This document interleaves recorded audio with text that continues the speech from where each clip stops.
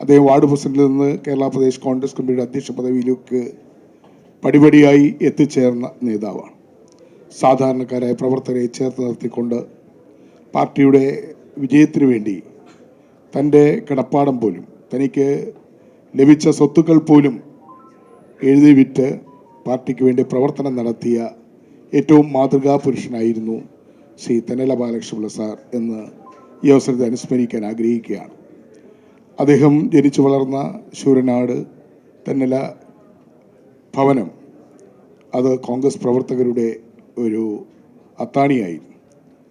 അദ്ദേഹം കൊല്ലം ജില്ലയിൽ കോൺഗ്രസ് പ്രസ്ഥാനത്തെ വളർത്തി വലുതാക്കുവാൻ, പ്രത്യേകിച്ചും ഇടതുപക്ഷ പ്രസ്ഥാനങ്ങൾക്ക് അതിശക്തമായ വേരോട്ടമുണ്ടായിരുന്ന കൊല്ലം ജില്ലയിൽ കോൺഗ്രസ് പ്രസ്ഥാനത്തെ അവിടെ അതിശക്തമായി വളർത്തിക്കൊണ്ടുവരാൻ ത്യാഗപൂർണമായ പ്രവർത്തനം നടത്തിയ നേതാവാണ് അദ്ദേഹം.